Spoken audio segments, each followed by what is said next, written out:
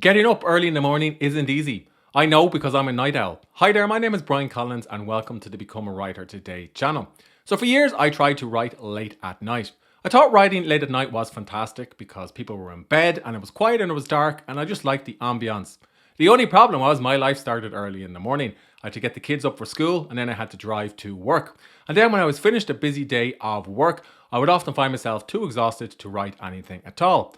I knew that the secret was to creating a consistent early morning writing routine, but I struggled with learning how to do just that. And it was only after reading about how other authors and writers and creatives approached their early morning writing routines that I was able to find one that worked for me. That's what I'm going to share with you in this video. But first, let's talk about three different highly successful creatives and their early morning routines. A few years ago, I read the fantastic book The Creative Habit by the American award-winning choreographer Twyla Tharp. Now, you may not be a choreographer, but the book is all about the creative process and how important it is to have good creative habits and consistent routines. And one of the routines that Twyla cites is her early morning routine. She describes how she begins every day with a ritual. She wakes up at 5:30 a.m., which is pretty early. She puts on her workout clothes, her leg warmers, her sweatshirts, and her hat. And she walks outside of her Manhattan home, hails a taxi, and goes to a nearby gym where she works out for 2 hours. So Twyla obviously has to stay in good shape because she's a choreographer and works a lot with dancers. But she says the ritual is not about stretching and the weight training she puts her body through each morning.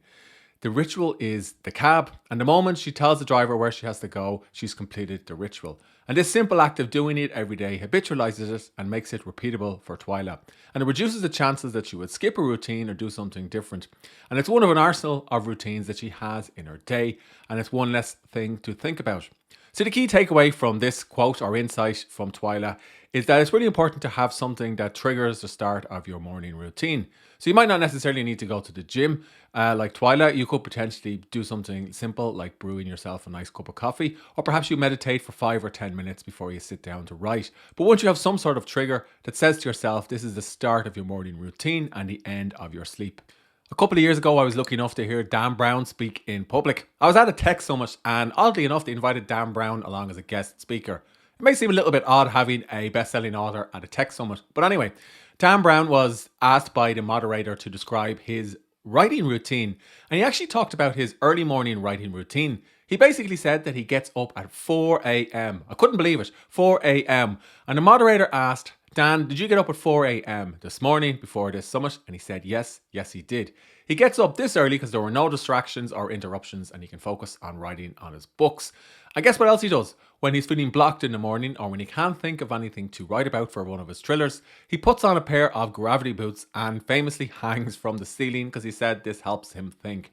Now again, my key takeaway from listening to Dan Brown talk is not that I need a pair of gravity boots or that gravity boots are a key part of a good morning routine. It's that simply an early morning routine should offer you time and space within which you can focus on your writing without interruption, and that you really need to do it consistently to get benefit from it. So I'm sure getting up at 4 a.m. is incredibly difficult on morning one, but on morning 100 it's probably easy and it's probably just something you're used to doing. Next up, we have Ernest Hemingway. He's one of my favourite authors of all time. He's one of the most successful literary authors of all time. He's written books like Old Man and the Sea, and also books like For Whom the Bell Tolls. He's a fantastic author who was consistent throughout his life with his creative process. He was also a prolific early morning author. He said, when I'm working on a book or a story, I write every morning as soon as after first light as possible, because there is no one to disturb you and it's cool or cold and you come to your work and warm as you write. It's kind of a literary quote, isn't it? It's kind of something that you'd read in one of Ernest Hemingway's books. But again, my key takeaway from listening to Ernest Hemingway describe his early morning routine is that when you're writing in the morning, it's usually quiet, so you're free from interruptions. And remember, Ernest Hemingway was saying this in a time before social media, before online media, before the news, and before email. And if he found it difficult to find time to write because of daily interruptions and relied on a good morning routine, then surely that's something the rest of us can seek out if we're struggling to hit a word count or to make progress on that difficult first draft. Now I'm going to give you 8 different strategies that you can use to wake up early and create your perfect early morning writing routine. These strategies that I'm about to give you are ones that I learned from studying the creative routines of prolific early morning writers and authors, and also based on some advice and insights I got from some of the best books about habit formation, including Atomic Habits by James Clear, who I interviewed a few years ago for the Become a Writer Today podcast. Tip number 1, write out your ideal early morning routine. So as a writer, you have an advantage over other people. You can explore what an ideal routine should look like through the written word, rather than procrastinating or just thinking about it. So fire up your journal and write up 100 or even 200 words about what a perfect routine should look like for you. What time would you like to be able to get up at? What would you like to spend your first 30 or 60 minutes on? Will you have anything to eat or drink? Will you meditate, exercise, or work out? And where exactly will you write? What tools will you use? And what particular or specific writing projects will you focus on? When you have an idea of the shape of your early morning routine, then you can set yourself up for success to ensure that you follow through with what that routine looks like the following day. On the other hand, if you just drag yourself out of bed at 4 a.m. like Dan Brown, and stand there in the dark, scratching your head, wondering, what am I going to do next? Then you've a far less chance of creating a good, consistent early morning writing routine. Tip number 2, prepare your writing the night before. So when you're working on a first draft or an article or even editing a book chapter, what you could do is print it out or open up your writing application and go to the section that you'd like to work on the following morning. Have everything laid out at your writing desk or in your laptop or wherever it is that you're working, researching, or writing. Then when you sit down at your writing desk the following morning, you can immediately pick up from where you left off. In other words, you're not going to spend time opening up applications or rifling through your notes and wasting 10 or 15 minutes before you have to go to work. I also really like this approach because it triggers to your subconscious that it should continue to work in these ideas even when you're asleep. And when I've used this approach, I've sometimes found myself dreaming about articles or book chapters that I was working on or other projects. And then often, if I was stuck on something the day before, my subconscious will have found a solution while I was asleep, and I'll be able to use this the next day, and the next morning the writing will go a little bit easier. Look, you can even make it a little bit simpler. You could even take a simple post-it note and write down a single sentence that says what you should focus on that morning. For example, you could say, write 500 words about writer's block and pin that on your keyboard. And then you'll know when you sit down at your desk that the first thing you need to do is write 500 words about writer's block or whatever it is that you want to produce an article about. Tip number 3, prepare a target time for rising early. And while you're going to pick a target time, I'd encourage you to select one that's manageable and to be a little bit flexible with the time that you're going to select. So look, you'll get a lot of advice on social media about these hustlers who like to get up at 3 and 4 a.m. to get after it. That's fantastic, that's great for them and it's pretty inspirational. But they've been doing it for years and chances are they're well suited to these heroic feats of endurance. It's not much fun getting up at 3 or 4 a.m. if you find yourself slumped face down in your keyboard at 12 p.m. or downing several cups of coffee to get through the day. And I'll talk about why you shouldn't do that in a moment. So I'd actually recommend that you create your writing or early morning writing habit gradually. Just pick a target time that's 30 or 45 minutes earlier than your usual writing time. And then just get up and write for 15 or 20 minutes in the morning. And you can do that for a couple of days. And once you get comfortable with that, you can move your writing time back a little bit further. In other words, you're going to experiment to find a early morning writing time that works for you and works for your busy family or working life. Now, over the years, I've experimented with getting up at 4:30 a.m., 5 a.m., 5:30 a.m. and 6 a.m. The times I get up at really depends on what I'm working on at the moment and what's going on in my business and a few years ago, what was going on in work. These days I find getting up at between 6 and 7 a.m. gives me an hour or two to write before I get on with a normal day. However, when I was working as a copywriter for a software company, I used to get up around 5 a.m. to find time to write before work. So do be a little bit flexible with what waking up early means for you. Tip number 4, create your sleep schedule.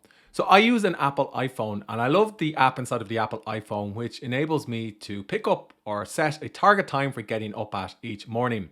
Then based on that target time, it will tell me what time I should go to bed at the preceding night and it will even send me a notification. Now sometimes I change what time I want to get up at depending on what's happening. So based on your target time for getting up and based on your ideal early morning routine, you can create a sleep schedule with your iPhone or some other smartphone or even an app. And then you can use the information from this app or from this smartphone to see if you're actually going to bed on time and if you're actually getting up at the time that you want to get up at. Having a sleep schedule also ensures that you're going to get the prerequisite 8 hours of sleep. Because believe me, there's no point getting up at 4 a.m. if you've only had 4 hours sleep, because chances are you're going to fall asleep face down in your keyboard a couple of hours later. That brings me to my fifth tip, which is follow some sort of wind down ritual. So usually when I get a notification from my phone that I should go to bed soon, I'll stop using social media or stop reading the news or stop watching television. I certainly won't be drinking lots of tea or coffee. Instead, I'll start doing things that will trigger or send a trigger to my body that now is time to go to sleep. So I may start reading a book or meditate or do something that's relaxing. Following a wind down ritual every evening is a good routine to have because it's a key part of your morning routine too. So ask yourself, what things can you do that will encourage you to relax and get ready to go to sleep? You can often use a good meditation app like Headspace or Waking Up or Primed Mind. All of these apps have various meditations that you can use which will relax your body and are a good part of any wind down ritual. Tip number 6, use caffeine sparingly. So when I first started creating an early morning writing routine, I found that I was exhausted and the only way I would get through the day was by drinking multiple cups of coffee. Of course, that's not sustainable because you can feel frazzled, stressed and burnt out from too much caffeine. So I gradually reduced my intake from 3 or 4 cups to 1 cup. These days I only have 1 cup of coffee in the morning and I might drink some tea during the day, but I am mindful of how much caffeine I drink. If you like to drink caffeine during the day, perhaps cut or reduce your caffeine intake specifically after midday so there's not so much in your system later on that evening. And if you do enjoy drinking tea or hot drinks, perhaps switch to a non-caffeine or caffeine-free drink later in the day so it's not going to impact on your sleep schedule. Similarly, you're going to want to avoid heavy meals late at night because indigestion and so on could potentially keep you up. By now you know what your ideal early morning routine looks like. You know what you want to work on and you've set up a trigger so that you're going to get up on time. So once you're up at 4, 5 or 6 a.m. or whatever time works for you, you want to get into a state of creative flow faster. By creative flow, I mean that all sense of time and effort fades away and you're just focused on your first draft. You want to take advantage of that quiet, distraction-free morning. Here's what I recommend. Get a good set of noise-cancelling headphones. Now, I currently use a set of Apple headphones, but you don't have to use these. Any set of headphones will do. If you can't afford headphones, you can just use earplugs. This is great because it will block out any surrounding distractions if other people are getting up. And it will also help you just focus on whatever you're working on. Now, I do like using noise-cancelling headphones because I can listen to music. Typically, I listen to music that's free of lyrics. And I use the excellent newsletter on Substack called Flow State. Basically, every day it sends a recommendation of music, electronic music, jazz music, rock music, instrumental music, various genres of music that's free of lyrics. All of these music recommendations are designed to cultivate a state of flow faster. So I find that when I'm listening to this music, I'm more able to concentrate on what I'm doing. And if you really don't want to listen to instrumental music, you could just listen to the sound of ambient rainfall. There's an excellent track that I recommend you check out on YouTube called Rainfall by Joe Baker. It's just the sound of rain for about, 60 or 70 minutes. And sometimes I'll just listen to this with a set of headphones. Next, you're going to track your progress. So typically I recommend using the streaks approach to tracking how often you get up early. If you're not familiar with streaks, it's basically a productivity technique that Jerry Seinfeld used when he was writing jokes at the start of his career. Basically, he tasked himself with writing 1 joke every day, much like a writer who would task themselves with writing 500 words every day. Every day Jerry wrote a joke, he would get a wall calendar and he would put an X through today's date. And Jerry said to himself his only job was not to break the chain of X's. So in other words, every day that he wrote, he would add another X onto this particular chain. You're going to do the same thing for your early morning writing routine. Every day that you get up, put an X through today's date. And then if you miss a day, you're going to put a blank. Now, it's okay to miss 1 day, but try and not miss 2. And obviously you can allow for taking a bit of time off at the weekend. I found that doing this approach helps me visualize my early morning routine and see if I was making progress. Sometimes I like to quantify it a little bit and I keep track of how many words I wrote on a given morning as well. And this helped me tailor my early morning writing routine so that I was able to get more done. Finally, give yourself time to adapt. If you're a night owl like I am, switching to an early morning writing routine is a bit of work. It can take a few days or even a few weeks for your body to acclimatize and get used to waking up early. You also need to make sure that you get enough sleep And you also need to make sure that the writing routine that you're following works with the rest of your busy life. Look, writing in the morning is fantastic. It's a distraction-free place, and it's a time of the day when there is very little email or social media or people clamoring for your attention. But I recognize it's not appropriate for everyone. You can get some of these benefits writing late at night too. That's why you need to decide in advance if an early morning writing routine is right for you. Hope you enjoyed the content in this video all about creating an early morning writing routine. If you did, hit thumbs up, and if you have questions, let me know in the comments section below. And if you'd like to see more videos like this, don't forget to subscribe to the channel.